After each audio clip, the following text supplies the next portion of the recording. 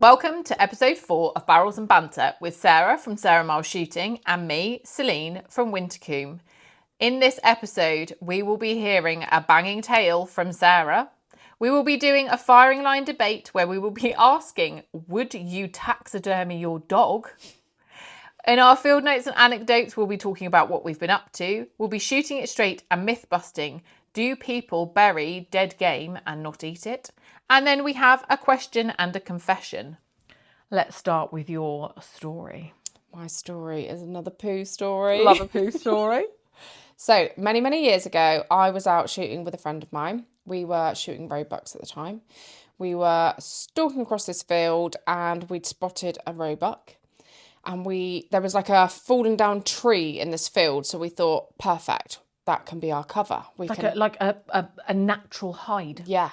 So awesome. We hid behind it. Rifle was up on sticks. She was going to shoot this one, ready to go. So she's on sticks, looking through the scope. Tense moment. I think the deer, from memory, was just not quite in the right position. So we were just waiting for it to come into the right place. I'm sort of stood behind her. Next thing I know, she's looking at me like, you know when someone's giving you the look? And I'm like, what? You're trying to be quiet as well. And I'm like, what's the problem? Like, is there a problem with the rifle? What's going on here? She's panicking. Is this a safe shot? Should I be doing this? The look of fear on her face. Well, it turns out, in our quiet communication, she had a little rumble of the deli belly going on. But literally, this deer was like, I don't know, 30 yards away, if that. And she's poised, ready to take the shot, just waiting for the deer to be in the right position. And I'm like, you can't. But she's like, there's no such thing as can't. Like, this is happening. This is happening right now. This is not going to be held in. This is making an exit. So she's saying to me, take the rifle. I'm like, okay. So I'm trying to creep forward to the rifle. Bearing in mind, we're in a big open field and the only thing hiding us is this fallen down tree. That is literally it. We kind of don't want to scare the deer off, but there's also nowhere else to go. So she literally crouches down next to me and just does a poo. Dropped her pants at your feet. Literally at my feet. I'm still on the rifle hoping I might get a shot on this deer while she's taking a poo next to me. Have you ever looked her in the eye again? God. Needless to say, the smell scared the deer off. Oh my God. Yeah. Wow. Really awkward situation. Okay, what do you do? Do you go? Do you stay? Do you just break cover and walk off? I don't think she had a choice whether she was going or not. I don't think that choice was there for her. That was make a quick exit. So yeah, that was an interesting one, but no roebuck shot. So when you get those people that say, is there anything that I should know before I go and do my first lot of deer stalking? You might poo yourself. Eat really careful food before just you leave. Have a plain pasta before you go out. and an Imodium as a chaser. Make sure that you stick to woodland and not open fields. Yeah. I mean, luckily there was nobody else around, thank God. Well, I don't know if that was lucky for you. Well, no, it wasn't lucky for me, I guess. Moving on. This is a really weird one. I'm going to be entirely honest with you. Firing line debate. Would you taxidermy your dog? Wow. Would you? I'm looking at all the taxidermy on your wall currently. I do. We do have a lot of taxidermy. We've got a goat over there. We've got goat, wild boar, grouse, badger, English partridge. Very angry We've badger. got various things that have been handed down from Simon's family. Do you know what? I probably would. Would you? And I'm saying that from the... that's just coming from a person that literally wants to taxidermy everything. Yeah. Every deer I shoot, whether it be a good one, a bad one, an ugly one, I just love taxidermy. I do like taxidermy. There's just taxidermy everywhere. So now you've mentioned it, I've never actually thought about it. It's never crossed my mind until now. I probably would. I just don't know if I would. Only Drake. I don't really like the other two enough to warrant spending You've got 3. I've got 4 dogs. Yes, you just said I don't really like the other 2 enough. You've got 3. I've not decided on Fia yet. No, you love Fia. She is your best one because I bred her, Sarah. She's going to be the best dog you've ever had. I can't comment on whether she's worth a £700 taxidermy bill or not yet. 100%. We'll see when she gets out in the field. field. If you don't taxidermy her, now I feel like maybe I will. I'll have her back, thank you. Drake has made the grade. He's been a bloody good dog. Okay. So he's made the grade. Seeker 4, yeah. Fear, we'll see. I just feel like, don't get me wrong, I look at the taxidermy around our house and it's really good. There are some phenomenal taxidermists out there. Yeah. But a deer's a deer. A deer doesn't really have a personality, let's be honest. And if it does, you didn't know it. You just stood there and shot it across a field. Yeah. So, you know, Jeremy the deer might have been an absolute twat, but he might have been taxidermy to look like an angel. Mm-hmm. Who knows? However, your dog's got like a look to it. I know, imagine like a black lab looks, they all look different. Imagine your dog Tweed. You could taxidermy her with a smile. Now, granted, if you taxidermy Tweed with a smile, I'll be there. Because she smiles all the time and she looks so cute. You could just... There's actually a picture of her next to our taxidermy badger that's smiling, isn't there? Have you seen it? It's really good. Yeah, I took a picture of Tweed smiling next to the taxidermy badger. So you could just get her taxidermy the same?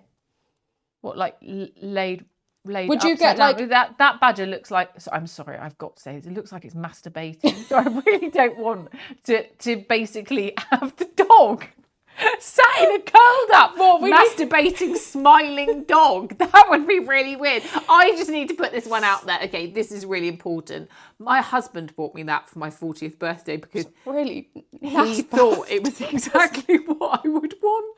A taxidermied masturbating badger. I genuinely thought it was going to be jewellery. What we will do when this episode goes out and we advertise it on our socials, we'll add a photo on socials of the taxidermy badger so people can get a feel of what this looks like. Yeah. Smiling next to If you were going to do it though, I'd only get like head, neck, like shoulder mount. I wouldn't get the whole dog stood up. Get the whole dog done. Would you? But why would you just... that's a bit weird. Why would you just want its head? Why would you not get the whole deer taxidermied? Why have you just got the boar's head on your wall? I don't know the boar. I don't want to see my dog with its head chopped off. Would you? Yeah. Why? Well, it'd get in the way, wouldn't it? A whole dog you get those people that taxidermy their cats like they're sleeping and then they can still stroke them. No, that's weird. Weird. Where is the line, Sarah? Did you know this is going? Well, it's not off topic. It's taxidermy. Do you know it's illegal to taxidermy people? Yeah, I didn't know that until recently.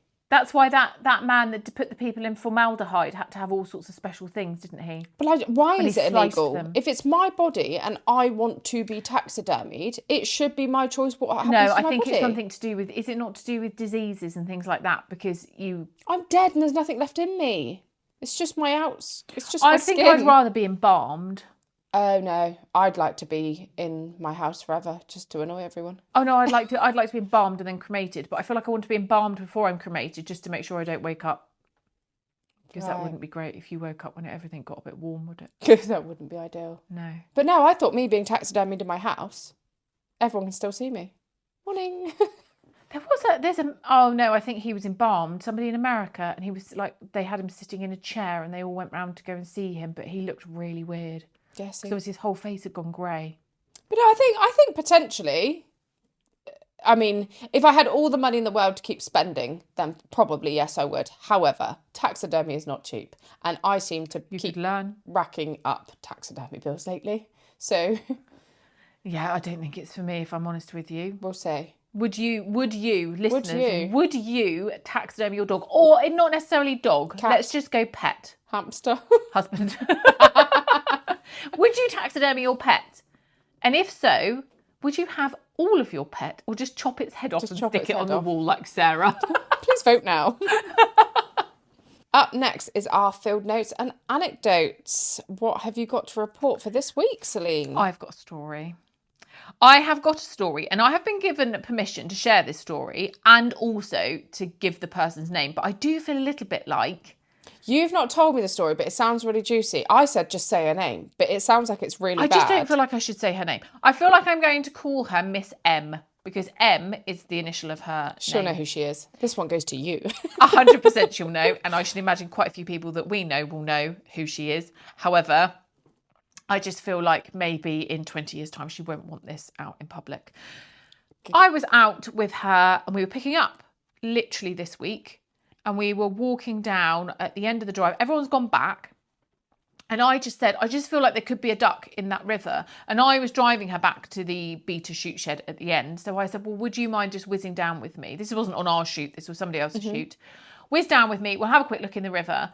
And as we're walking down, she just goes, oh my God, I'm dying for a wee. I've been dying for a wee for ages. I said, that's fine. Just have a wee. Now, like, if you're in a team of pickers up ladies, sometimes you've just basically just drop your pants, don't you? And the other Just person use just each keeps other as a walking. shelter. Yeah, the other person just keeps walking. So I said, oh, well, I'll just keep walking ahead of you. But I hadn't gone very far. I'm probably literally like 10 yards ahead of her. She just goes, oh!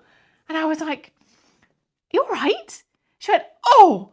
I said, everything okay? But I didn't want to turn around because I knew she was like proper pants down having a wee. And she finished. And then she walked over and I said, what happened? She said, I literally squatted down to have a wee and a stick went straight up my vag. I went, what? She said, I literally squatted down, and as I squatted onto a stick. And do you know what her words were? What? It's not as tight down there since having a baby. Absolutely killed me. Just like a tunnel with a stick to enter. She said, but she was like halfway, just literally about to have a wee. So I think she just finished. Oh, wow. Let it rest there and carried on. I did once accidentally sit on stinging nettles. Oh, I've done that. That's quite uncomfortable I've done down that there. loads of times. Yeah. Yeah. A stick going up there. Wow. Straight up there. Ouch. Yeah. But, I mean, it was quite a noise. I was like, oh, okay. She went, oh. Surprise. Was it a good or a bad? I don't know. You have to ask her. Ooh. I'm sure you can guess who it was. So that tickled me pink this week. I just thought it was so funny. All happens out in the field. Just not what I was expecting at all. I was expecting that I've just stung my bum on a stinging nettle. Yeah. Yeah, stick straight up there. What have you been up to? Tell me. What have I been up to? Well, I've been on a little trip. Ooh. So some people may or may not seen on social media, I was an ambassador for Highland Outdoors, which I have been for the last couple of years. Absolutely amazing. Can't thank them enough for what they've done for me. It's been incredible. However, another opportunity has come. Ooh. And I decided maybe it's time for a change. So I have been up to see Edgar Brothers. So they are a big supplier like Highland, Edgar Brothers, lots of other brands. They import guns, optics and things, and then they distribute to gun shops. So I am now an ambassador for Edgar Brothers. And this is rifles and scopes and binoculars, or what are we looking at? So what do they provide? Rifles, moderators, boots. We're working on scope just because they've got a new brand coming on board, which we're waiting for. Oh, one for the future. One for the future. But yeah, it was amazing. I went up to their headquarters, had a little bit of a tour. Hopefully I've done a YouTube video on it. Let's not speak too soon. We all know what I'm like getting videos out. Sarah's very, very slow at editing. So you'll see that sometime mid-2026. Maybe next summer. And just went through some rifles with them, chose which rifles I'm going to be using. So yeah, absolutely amazing. Hopefully, by the time you hear this, I've tested the rifles out. Who knows? So when we go rabbit shooting and I can't hit anything, can I share yours?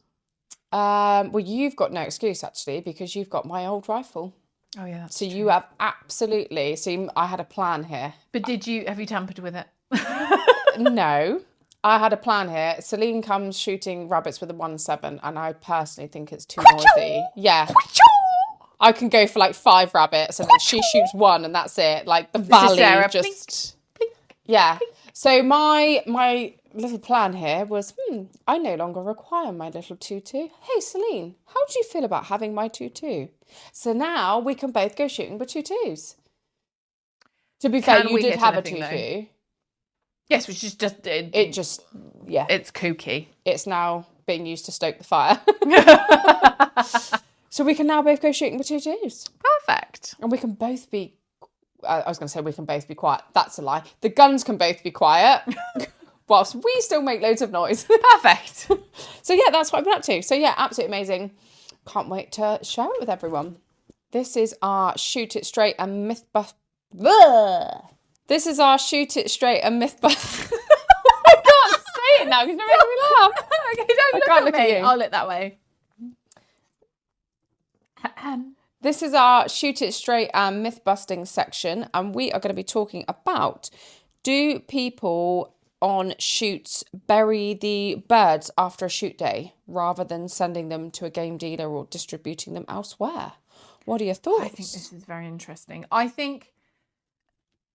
I do not know a single shoot that does that, but I can imagine that there probably have been cases of it. Yeah. I think birds no longer are actually really worth any money. It was not that long ago that you would make a little bit of money from the game dealer, or it would at least break even. Now, some game dealers, people are paying the game dealer to take their birds away. Do you think that it's a common misconception that some of these birds have been breasted out or breasts and legs? Like we often will breast and legs because there's very little on the actual back of a bird. No. And then you've got effectively what looks like a carcass. It's not a true carcass because you've used all the meat. You've used the breast meat, you used the legs. Yeah.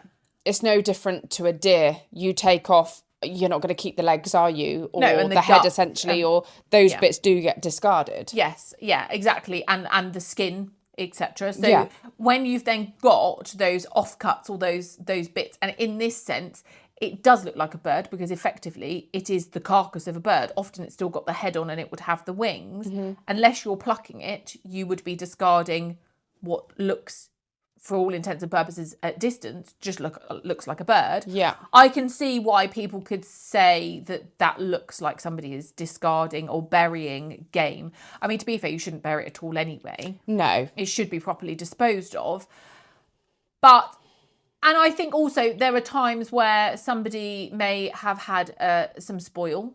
We've had very odd ones. Although that said, there isn't really an excuse because we've had birds where they've been shot very badly, or you get one where it's hit a fence or gone down through hedging, and it can end up quite ripped up, or it can end up a bit mangled, and that's not actually edible to a human. And the reality is not going to make it for pet food either, because by the time you've dealt with it, you haven't really got a lot left. Yeah. But that said, we do have some people local to us that have ferrets, perfect. so they will very happily take those ones that are damaged enough, but there would still be some meat on. Yeah. But actually, they will feed their ferrets.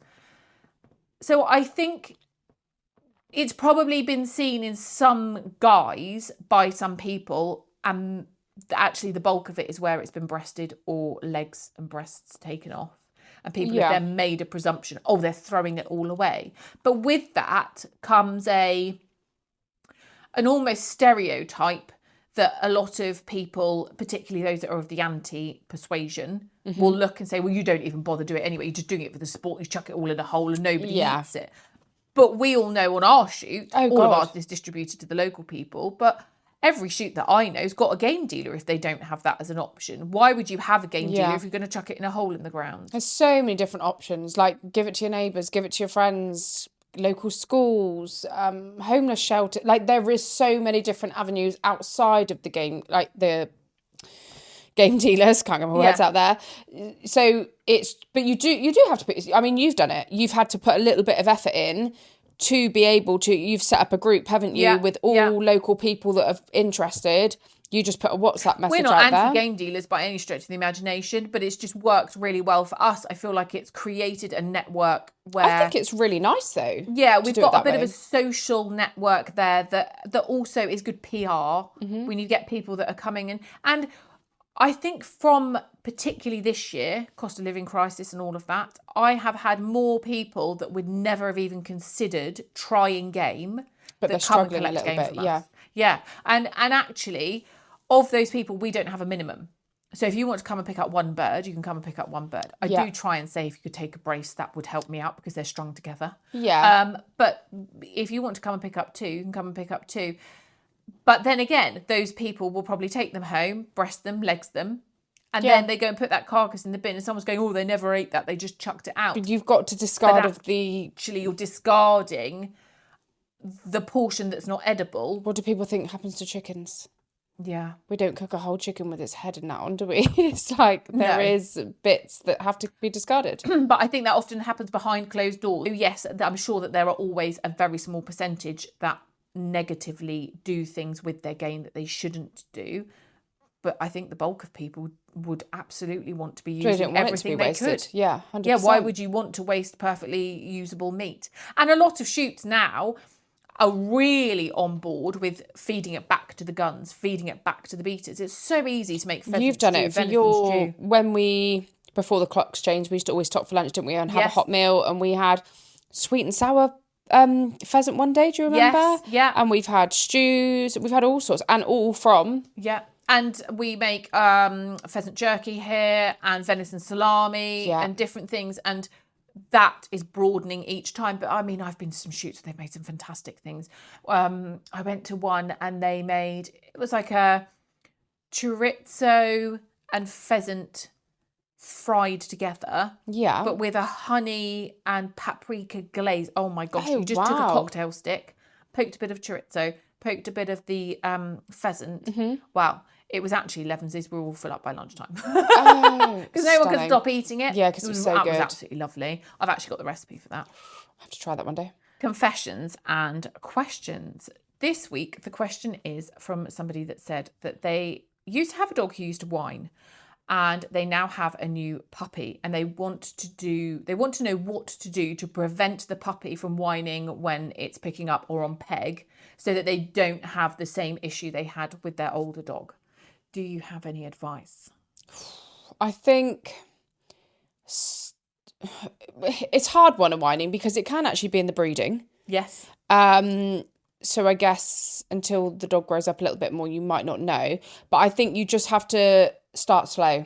Sometimes you can overcook it and overdo it and push too hard too soon, get them too overexcited, and that's when it comes into play. They're too young. I'm not saying they can't do it. They probably can. You know, dogs are very intelligent, and actually you can train a dog fairly young and it picks it up, but that's not the point. They're still puppyish. Mentally immature. And that's when the whining comes, because they want more. Well, somebody said to me, nobody ever ruined a dog by going slowly. No. But you can ruin a dog by going too quickly. Yes. And I think it's the whole blowing the brains. Yeah. If you do too much too soon, you can almost see in that young dog that my older dogs will shake with excitement at times, but they've learnt to control it in a certain manner. Yeah. And those particularly younger dogs don't know how to control it, and that can then come out in a vocal whine. Yeah. Yes, it can definitely be in the breeding. Yes, sometimes it's just one of those things, and you have to decide how bad is it? Can you live with it? Can you kind of get past it? Is it affecting others? Is it really loud that the whole gun line can hear it? Or yeah, which obviously would be quite a major issue. But equally, if it was really, really quiet and incredibly high pitched, and actually it was just irritating you kind of sometimes have to put that to one side. But funnily enough, one of my dogs years ago did have a bit of a tendency to whine occasionally. And there was a woman that I knew that picked up. She was quite a direct person. And she literally looked at me and went, well, it's you. And I was like, oh, okay. Well. Oh, God, what have I done wrong? And do you know what? It was so true. What would happen was the dog was wound up. We'd have done a drive. And I never really forced her to switch off and stop. Right. And say, you've got to learn patience. And in learning patience, you learn to contain yourself. And in containing yourself, you prevent whining. And so we would be stringing the birds, for example, at the end of a drive, and I would allow my dogs to mill around me. Right. And with that just comes constant movement, constant doing something, constant excitement. It's a bit like kids, they need some time out. And she said, you just need to get your dogs to just sit over there. Yeah. Why are you allowing them around your feet? Why are they controlling the situation? So, and I still do it now, you'll probably see. Yeah. Whenever I string my birds, people look at me and they're like, oh, your dogs are really well behaved. It's not until you've just said it now, But I've it's because realised. this woman said to me, why are you allowing that? And don't get me wrong, I never frown upon people that do, because I did, and each to their own. But I actually found when I taught this dog, I'm going to tell you to sit there, and you are going to sit there. And part of whining often comes from sitting still. Yeah. Because they're sat still and they don't know how to contain it. And she said, well, if your dog can't sit still while we're stringing birds doing something boring, it's not going to sit still well when it's sat and everything exciting's happening, because it's not learnt to contain itself in a boring situation. So how will it contain itself in an exciting one? And so I do always make my dogs, unless I'm in a major rush, sit to one side because it's so true what she said. Yeah, and when I started it, she got so much better because she learnt sitting still is not a punishment, and it also became a normal thing. She'd sit still when something boring was happening, but she'd also sit still when something exciting was happening. Yeah.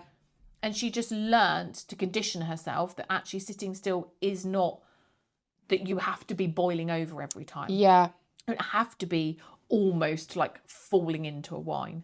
It's interesting. So although at the time I nearly cried because I was like, oh my God, what have I done? Yeah. It's good though when people do give you constructive advice though, because sometimes it's really helpful. It felt harsh at the time. It was absolutely bang on, to be fair. My black one started whining this year. Maybe you need to do what I do. She's 4.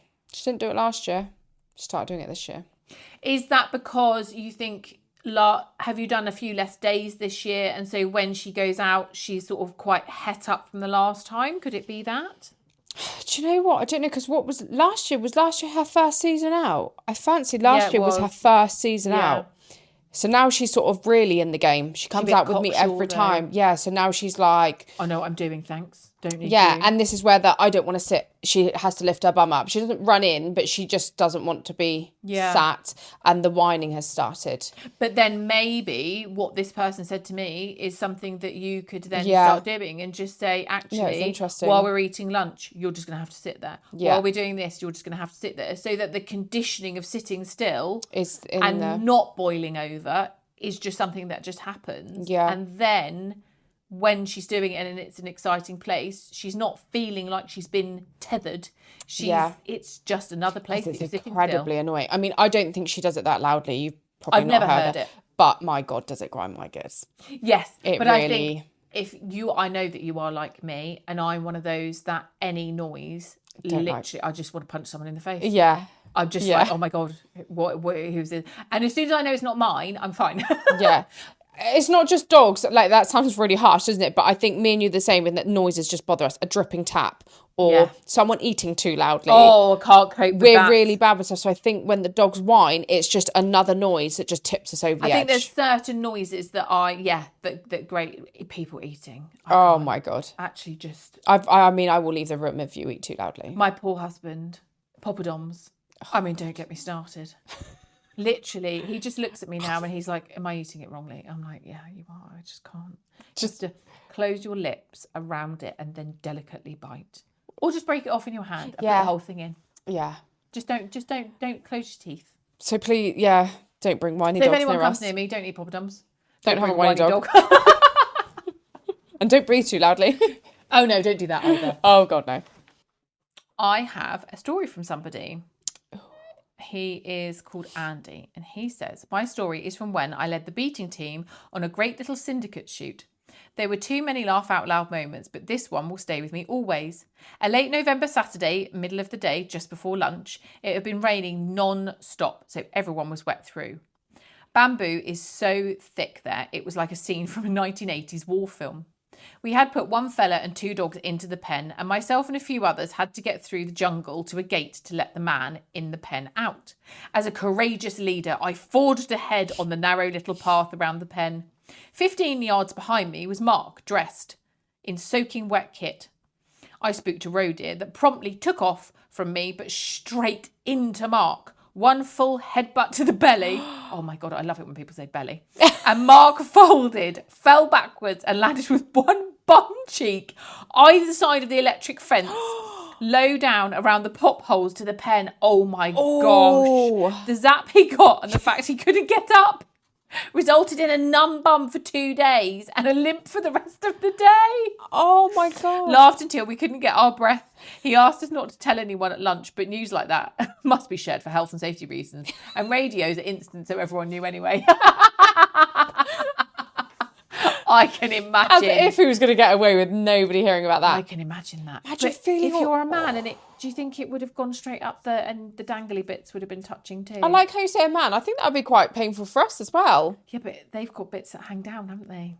I wonder if it touched front and back. I reckon it probably did. That's probably why I couldn't walk for 2 days. It's one of those things though, isn't it? Like you're in shock and you're in pain and you can't move. So like you're trying to get off the electric that's still electrocuting you. I hate electric. I don't like electric fences. Oh, no. I'm not very good with them. Send us more, send us comments. And this time I haven't burped, so please do give us a 5-star review. Yes, definitely. 5-star reviews. And find us on social media. You know where we are by now, surely. Barrels and Banter. If you are unsure, we are the ones that look like Sarah and Celine in a little picture with Cartoon a formed. lovely yellow Labrador at the front. See you all soon. Goodbye.